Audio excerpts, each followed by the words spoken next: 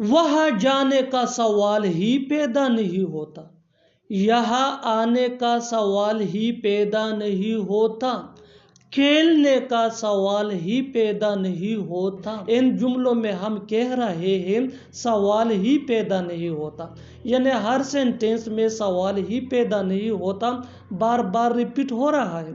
इसके लिए आपको यूज़ करना होगा इंग्लिश में no question rises. No question rises mean सवाल ही पैदा नहीं होता। आइए कंप्लीट स्ट्रक्चर समझते हैं। No question rises +2 plus V1 यानी first form of verb plus other words. आगे डिटेल से समझाता हूँ मिसालों से। Here are some example for better understanding. वहाँ जाने का सवाल ही पैदा नहीं होता। No question rises to go there. No question rises to go there. यहाँ आने का सवाल ही पैदा नहीं होता। No question rises to come here. No question rises to come here. खेलने का सवाल ही पैदा नहीं होता। No question rises to play.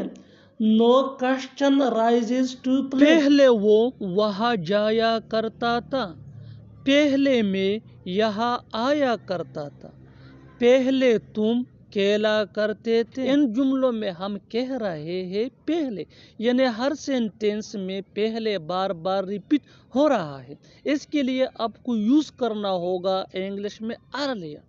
Earlier mean पहले। आइए कंप्लीट स्ट्रक्चर समझते हैं। अर्लियर प्लस कामा प्लस सेंटेंस। सेंटेंस ये सिचुएशन के हिसाब से होगा। आगे डिटेल से समझाता हूँ मिसालों से। Here are some example for better understanding. पहले वो वहाँ जाया करता था।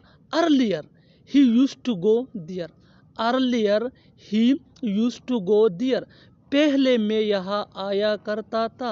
Earlier I used to come here. Earlier I used to come here. पहले तुम खेला करते थे। Earlier you used to play. देखते ही देखते सब बर्बाद हो गया।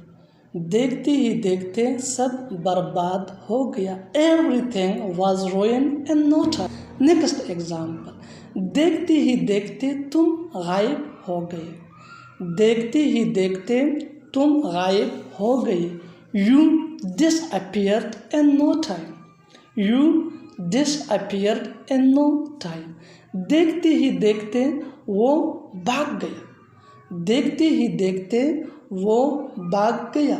He ran away in no time। He ran away in no time।